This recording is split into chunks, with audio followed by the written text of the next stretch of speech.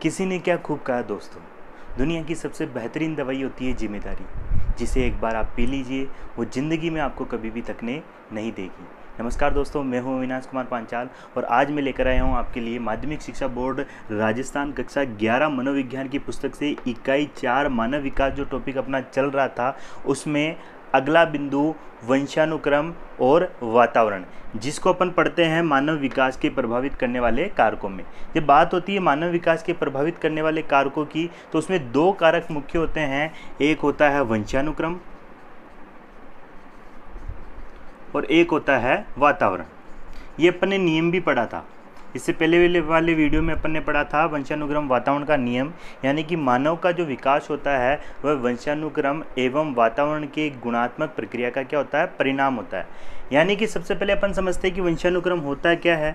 तो वंशानुक्रम को अपन आनुवंशिकता भी कह सकते हैं, आनुवंशिकता, इसे वंश परंपरा भी कहते हैं, वंश परंपरा, या इसे पैतृकता भी कह सकते हैं।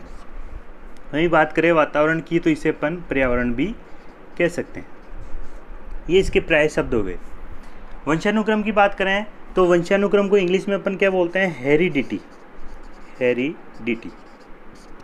तो विकास को प्रभावित करने वाले कारक ये दो मुख्य है, वंशानुक्रम और वातावरण। सबसे पहला जो आपको बात समझना है कि इन दोनों में से सबसे इम्पोर्टेंट क्या है। वैसे तो दोनों ही अपनी अपनी जगह क्या है, मुख्य है, दोनों का अलग अलग परिस्थितियों में अपना मुख्य योगदान होता है। लेकिन अगर अपन देखें तो वंशानुक्रम को मुख्य कारक माना जाता है, प्रथम कारक माना जाता है, जबकि वातावरण को द्वितीयक या गौण कारक माना जाता है। क्यों? क्योंकि जब बच्चा जन्म लेता है तो जन्म के साथ ही कुछ विशेषताएं, कुछ योग्यताएं, कुछ क्षमता जो है वो जन्म के साथ ही लेकर आता है। ऐसे गुण को अपन क्या कहते हैं, वंशानुक्रम कहते हैं। फिर उसको जिस प्रकार का वातावरण मिलता है वो उन्हीं गुणों को और अच्छे से विकसित करता है। तो वातावरण द्वितीय कारक होता है और इसको अपन क्या बोलेंगे, प्रथम कारक बोलेंगे। वंशानुक्रम की बात करें तो वंशानुक्रम को आनुवंशिकता भी कह सकते हैं, आनुवंशिकता, वंश परंपरा भी कहते हैं, पैतृकता भी कहते हैं, और इंग्लिश में इसको अपन बोलते हैं हेरिडिटी। तो सबसे पहले अपन वंशानुक्रम को समझते हैं कि वंशानुक्रम क्या है। दो शब्द अपने सामने आते हैं, एक है वंशानुक्रम या आनुवंशिकता और एक शब्द है आनुवंशिकी। तो सबसे पहले ध्यान में रखना आनुवंशिकता क्या होती है। तो जब एक पीढ़ी से दूसरी पीढ़ी में जो गुण स्थानांतरित होते हैं, ऐसे समझो कि पिता के द्वारा जो गुण है या पिता के जो गुण हैं या दादा के जो गुण हैं जो बेटे में या पोते में जो स्थानांतरित होते हैं उसे अपन क्या कहते हैं, आनुवंशिकता कहते हैं। ध्यान में रखना दोस्तों, आनुवंशिकता यानी कि हेरिडिटी क्या होती है। तो एक पीढ़ी से दूसरी पीढ़ी में जो गुण स्थानांतरित होते हैं, गुण स्थानांतरित होते हैं उसे अपन क्या कहते हैं, आनुवंशिकता कहते हैं। जब कोई बच्चा जन्म लेता है तो आपने भी देखा होगा अपने घर पे, जब अपन ने परिवार में किसी के बच्चा जन्म लेता है तो वहाँ पे तरह तरह की बातें होती है कि ये तो दादा को गया है, ये तो दादी को गया है, ये तो पापा को गया है, ये तो मम्मी को गया है, ये तो मामा को गया है, नाना को गया है, इस तरह की बातें होती है। तो वहाँ पे वो लोग किसकी बातें कर रहे हैं, वंशानुक्रम की बातें कर रहे हैं। क्यों? क्योंकि जो गुण होते हैं वो एक पीढ़ी से दूसरी पीढ़ी में क्या होते हैं, स्थानांतरित होते हैं। गुणों की बात करें तो कौन से गुण हो सकते हैं, शारीरिक संरचना हो सकती है, शरीर का जो है रंग हो सकता है, रूप हो सकता है, आकार हो सकता है। इसके अलावा बुद्धि हो सकती है, योग्यता हो सकती है, क्षमता हो सकती है। ये सारी जो चीज़ें होती है वंशानुक्रम के द्वारा माता पिता से या पैतृकों से एक बच्चे को प्राप्त होती है जन्म के साथ ही। तो ध्यान में रखना है, ये एक पीढ़ी से दूसरी पीढ़ी में जो गुण स्थानांतरित होते हैं उसे अपन क्या कहते हैं, आनुवंशिकता कहते हैं। और आनुवंशिकता शब्द का सबसे पहले प्रयोग किसने किया था, स्पेंसर ने किया था। किसने किया था, स्पेंसर ने।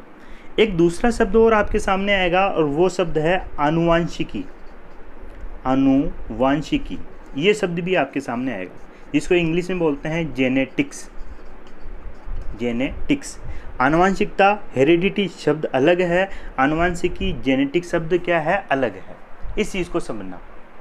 आनुवांशिकी क्या है, तो जिस विषय में जीव विज्ञान की वह शाखा जिसमें इसका अध्ययन किया जाता है उसी शाखा को क्या कहते हैं, आनुवांशिकी कहते हैं।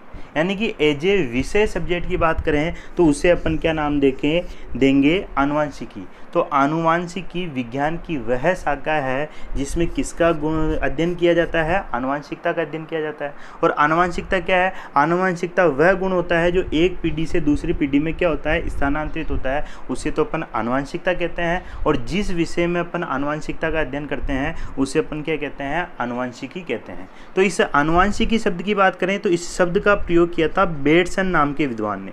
किसने किया था, बेडसन नाम के विद्वान ने। और इस आनुवांशिकी का जो जनक माना जाता है वो माना जाता है ग्रेगर जॉन मेंडल को। ग्रेगर जॉन मेंडल को। जैसे ये शब्द आया होगा तो आपके दिमाग में 10वीं की कुछ बातें आ गई होगी, स्मृति में कुछ चीज़ें आपको याद आई होगी।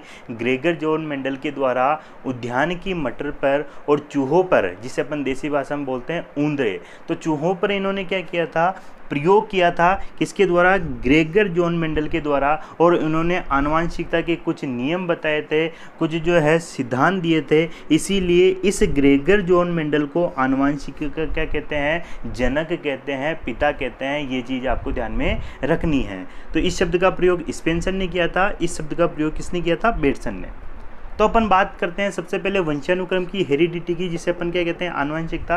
तो इस चीज़ को आप समझ में ये चीज़ आ गई होगी आपके कि एक पीढ़ी से दूसरी पीढ़ी में या माता पिता से जो संतानों में जो गुण स्थानांतरित होते हैं उसे अपन क्या कहते हैं, आनुवंशिकता कहते हैं। तो इसके आगे अपन बात करते हैं आनुवंशिकता की प्रक्रिया की।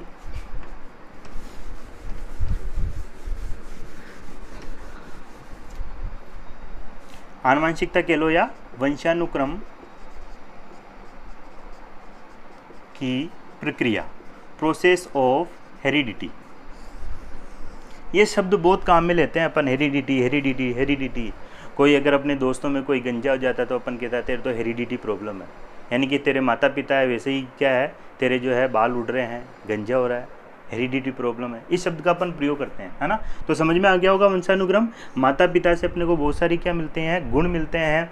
जिस गुणों की बात करें तो माता पिता के शरीर के अनुसार अपना शरीर जो है उनसे मेच खाता है, अपनी जो शक्ल है जो है वो भी अपने माता पिता से क्या है, मेच खाती है, अपने भाइयों से मेच खाती है। आपने देखा होगा अमिताभ बच्चन भी क्या है, लंबा है, तो अभिषेक बच्चन भी क्या है, लंबा है। आपने देखा होगा मुकेश अंबानी क्या है, गोल मटोल है, तो उसका बेटा भी क्या है, गोल मटोल है। तो कहीं ना कहीं ये क्या है, हेरिडिटी है, वंशानुक्रम की ये वंशानुक्रम का गुण है। वंशानुक्रम की प्रक्रिया की बात करें, प्रोसेस की बात करें तो किस प्रकार से इसमें जो गुण स्थानांतरित होते हैं, या यूँ कह लीजिए इसमें कौन कौन सी टर्म है जो एग्ज़ाम में पूछी जा सकती है, कौन कौन सी जो फैक्चुअल चीज़ें जो एग्ज़ाम में आपके आ सकती है। तो सबसे पहले अपन बात करते हैं वंशानुक्रम की प्रक्रिया की। तो एक लड़का और एक लड़की, और दोनों क्या है, एक कमरे में बंद है और चाबी क्या है, खो गई है। गाना सुना होगा आपने, हम तुम एक कमरे में बंद हो और चाबी क्या हो जाए, खो जाए। तो क्या करेंगे, ये क्रिकेट खेलेंगे।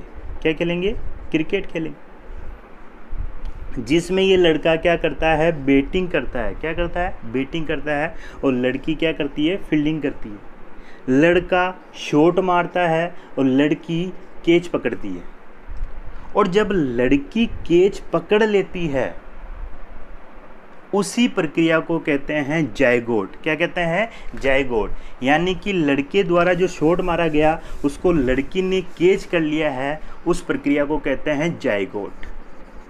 क्या कहते हैं, जायगोट। हिंदी में बात करें तो इसे अपन कहते हैं संयुक्त कोशिका। संयुक्त कोशिका। अब यहाँ पे समझने वाली बात क्या है, मानव शरीर का जो निर्माण होता है वो कोशिका से होता है, ये आप सभी को पता है। संयुक्त कोशिका की बात कर रहे हैं, ये नाम इसका संयुक्त कोशिका है, लेकिन जब इसकी संख्या की बात होती है तो इसे अपन बोलते हैं एक कोश। क्या बोलते हैं, एक कोश या एक कोशिका। कोशिका। अगर आपसे प्रश्न पूछा जाए मानव शरीर का आरंभ होता है तो किससे होता है, एक कोशिका से। प्रश्न आया हुआ भी है, रीट की शिक्षक भर्ती की बात करें तो उसमें प्रश्न आया हुआ है कि मानव शरीर का जो निर्माण होता है, आरंभ होता है, तो वो किससे होता है? एक कोशिका से होता है, एक कोष से होता है। और इसी एक कोश को क्या कहते हैं? जाइगोट कहते हैं, संयुक्त कोशिका कहते हैं।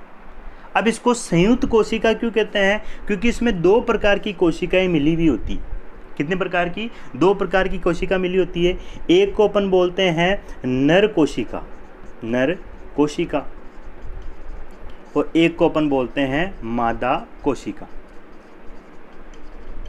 इस नर कोशिका की बात करें तो इसे पितृ कोशिका भी कहते हैं और इसे मातृ कोशिका भी कहते हैं, मातृ कोशिका भी कहते हैं। इसी नर कोशिका को अगर अपन इंग्लिश में नाम दे तो इसे स्पर्म कहते हैं। क्या कहते हैं? स्पर्म कहते हैं। इसको अगर अपन बोलें तो इसको ओवम कहते हैं। क्या कहते हैं? ओवम। इसे शुक्राणु कहते हैं और इसे क्या कहते हैं?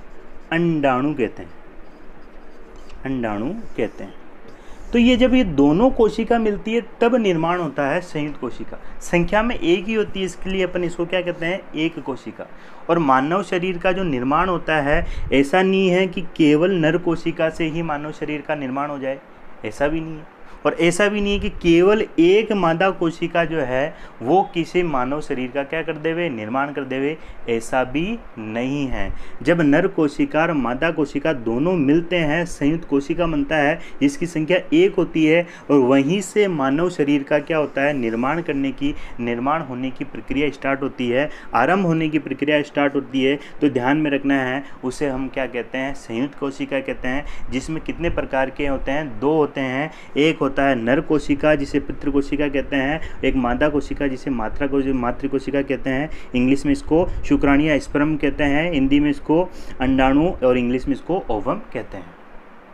अब इसके अंदर बात करें तो जब नर कोशिका और मादा कोशिका की बात कर रहे हैं, शुक्राणु या अंडाणु की बात कर रहे हैं, तो इसके अंदर जो शामिल जो चीज़ होती है, क्योंकि अपन बात किसके कर रहे हैं? वंशानुक्रम की, तो इस आनुवंशिकता की या वंशानुक्रम की, इसके अंदर चीज़ जो शामिल होती है उसे अपन बोलते हैं गुणसूत्र।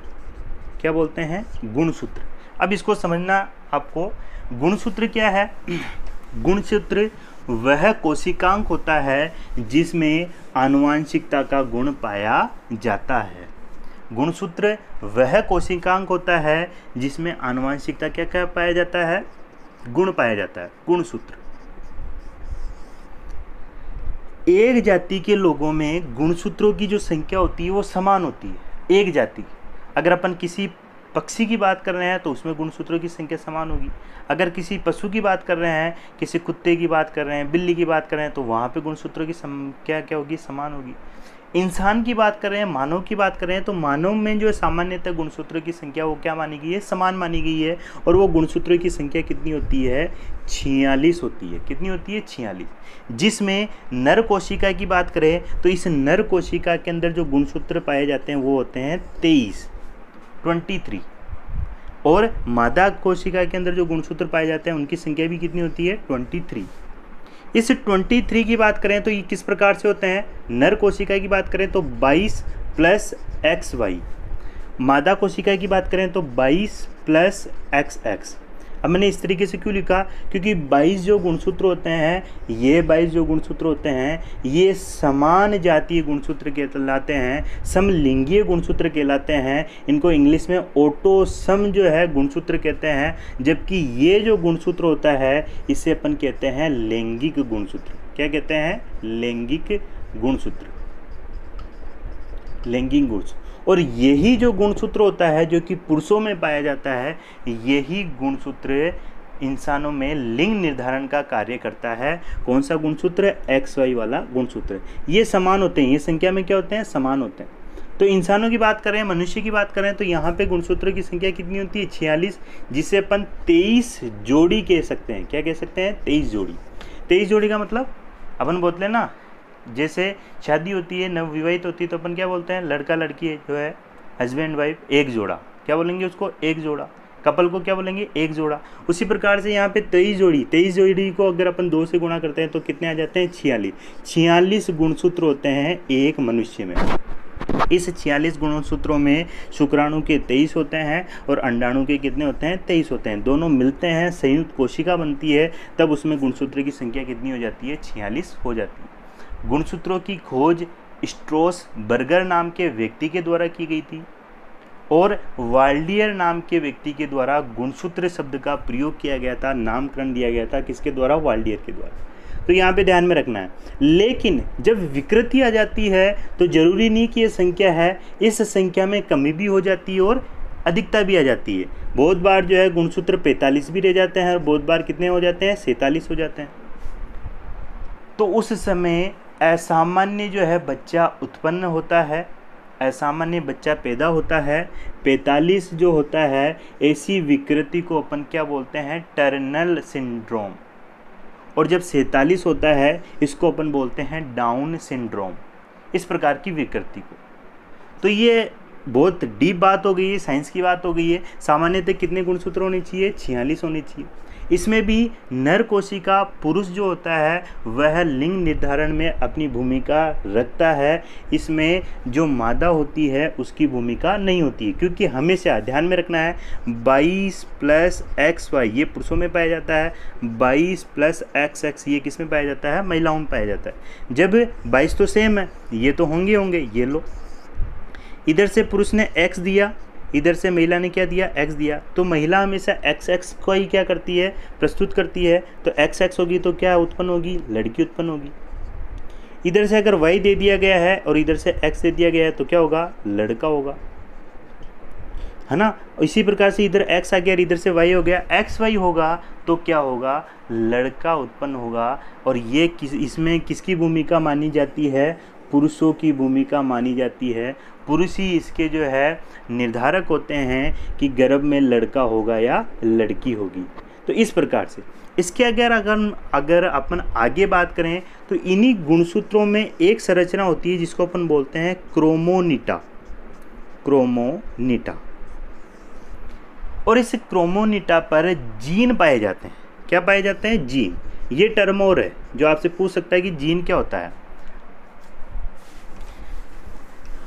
गुणसूत्रों पर क्रोमोनिटा स्थित होते हैं और क्रोमोनिटा में जीन पाए जाते हैं। क्रोमोनिटा में क्या पाए जाते हैं? जीन पाए जाते हैं। गुणसूत्रों पर इसकी फोटो आप जो है स्क्रीन पर देख पा रहे होंगे, उस पे क्रोमोनिटा पाए जाते हैं। क्रोमोनिटा पाए जाते हैं और इन क्रोमोनिटा पर पाए जाते हैं जीन।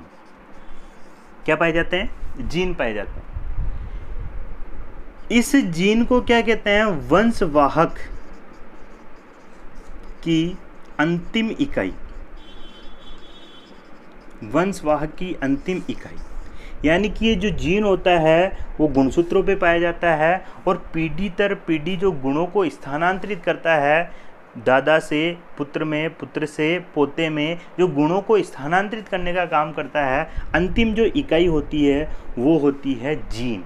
कौन सी होती है? जीन। और इस जीन शब्द का जो प्रयोग सबसे पहले करने वाला जो शख्स था, उस शख्स का नाम है जॉनसन। जीन शब्द का सबसे पहले प्रयोग किसने किया था? जॉनसन। और ग्रेगर जॉन मेंडल, जिसे आनुवंशिकी का जनक कहते हैं, उसने जीन की जगह एक शब्द काम में लिया था, वो है कारक, जिसे इंग्लिश में अपन बोलते हैं फैक्टर। यानी कि मेंडल ने तो फैक्टर शब्द का प्रयोग किया था, लेकिन जॉनसन ने इस शब्द का प्रयोग किया था जिसे अपन बोलते हैं जीन। और जीन वंशवाहक की क्या मानी जाती है? अंतिम इकाई मानी जाती है, जो कि गुणों को एक जो है पीढ़ी से दूसरे पीढ़ी में क्या करती है? स्थानांतरित करती है। तो ये आनुवंशिकता के अंदर कुछ टर्म है, बेसिक चीज़ें जो आपको ध्यान में रखनी है कि आनुवंशिकता अलग है, आनुवंशिकी अलग है। आनुवंशिकता जो है उसको हेरिडिटी बोलते हैं, आनुवंशिकी को अपन जेनेटिक्स बोलते हैं। आनुवंशिकता का जो शब्द का प्रयोग किया गया था वो स्पेंसर के द्वारा किया गया था। आनुवंशिकी शब्द का प्रयोग बेटसन के द्वारा किया गया था। आनुवंशिकी के जनक ग्रेगर जॉन मेंडल को कहते हैं। इसके आगे अपन बात करते हैं जो इम्पोर्टेंट है, अपनी पुस्तक में दे रखा है 11वीं किताब में, वो है आनुवंशिकता के नियम या सिद्धांत। तो कुछ जो है 4-5-6 जो है नियम या सिद्धांत है, उसको अपन देख लेते हैं। वंशानुक्रम को अपन जो है और गहनता से अध्ययन करेंगे। जब विकास के विभिन्न आयाम पढ़ेंगे उसमें शारीरिक विकास पढ़ेंगे, और शारीरिक विकास में अपन पूरा देखेंगे किस प्रकार से जाइगोट जो है नर कोश और मादा कोश जो उसका मिलन होता है, निषेचन की प्रक्रिया होती है, आरोपण की प्रक्रिया होती है, किस प्रकार से गर्भावस्था की जो 3 अलग अलग अवस्था है, बीजावस्था, भ्रूणावस्था, गर्भावस्था, उसके पास बाद में जो है जन्म लेने के पश्चात जो है शेषावस्था, बाल्यावस्था, किशोरावस्था, तो इनको अपन जो है विकास के विभिन्न आयाम में गहनता से क्या करेंगे, अध्ययन करेंगे। अब यहाँ पे अपन वंशानुक्रम के नियम या सिद्धांत देख लेते हैं। वंशानुक्रम के नियम कह लो या सिद्धांत, छोटे छोटे से सिद्धांत है। जैसे सबसे पहले अपन बात करते हैं बीज कोश का निरंतरता का सिद्धांत, जो किसके द्वारा दिया गया है, बीजमैन के द्वारा। किसके द्वारा, बीजमैन के द्वारा। अब विद्वान बीजमैन जो है इनका मानना है कि बीज कोश नामक एक क्या होता है, जनन द्रव्य होता है, जनन द्रव्य, और ये कभी भी क्या नहीं होता है, नष्ट नहीं होता है। बीजमैन का मानना है कि जनन द्रव्य कभी भी नष्ट नहीं होता है, और ये पीढ़ी दर पीढ़ी, एक पीढ़ी से दूसरे पीढ़ी में स्थानांतरित होता है। यानी कि कहने का मतलब है दादा से पुत्र में, पुत्र से पोते में, पोते में से परपोते के अंदर जो है गुण जो है एक पीढ़ी से दूसरी पीढ़ी में ये जनन द्रव्य स्थानांतरित होता है। ऐसा किसने कहा है, बीजमैन ने कहा है। किसने कहा है, बीजमैन। इन्हीं बीजमैन के द्वारा एक सिद्धांत और दिया गया है, और वो है अर्जित गुणों का या उपार्जित गुणों का असंचरण का सिद्धांत, जो किसके द्वारा दिया गया है, बीजमैन के द्वारा।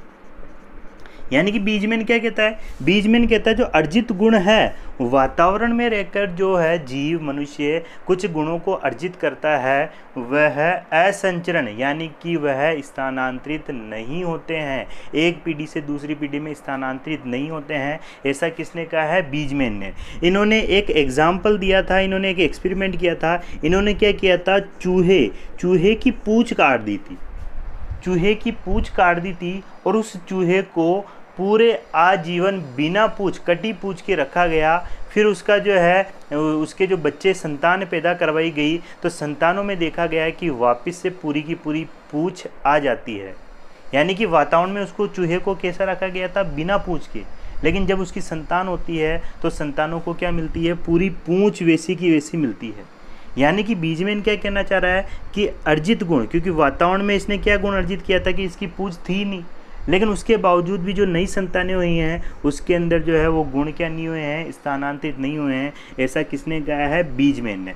इसी का जस्ट एक विपरीत नियम है, विपरीत सिद्धांत है, जिसे अपन बोलते हैं अर्जित गुणों का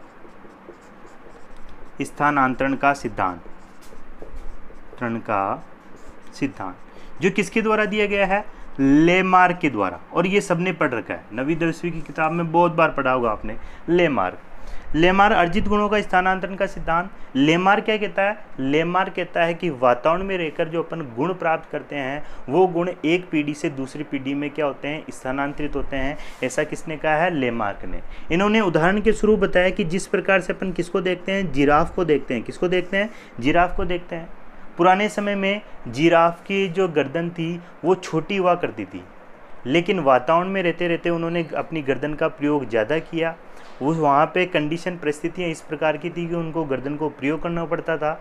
उनकी गर्दन धीरे धीरे लंबी होती गई, और उस वातावरण में रहते हुए जो उन्होंने गुण प्राप्त किए हैं वही कारण है कि वो गुण एक पीढ़ी से दूसरी पीढ़ी में स्थानांतरित होते हैं। अब जब भी जिराफ की जो नई संतानें उत्पन्न होती है उसमें अपने आप ही गर्दन क्या होती गई, लंबी होती गई। ऐसा किसने कहा है, लेमार्क ने कहा है। बंदरों के आधार पर उदाहरण दिया कि मनुष्य के जो है बंदरों के क्या मानी जाती, संतानें मानी जाती थी, और बंदरों के क्या होती थी, पूंछ होती थी। लेकिन वर्तमान में मनुष्य के पूंछ नहीं है, जबकि मनुष्य के पूंछ हुआ करती थी पुराने में समय में, बहुत प्राचीन समय में, ऐसा माना जाता है।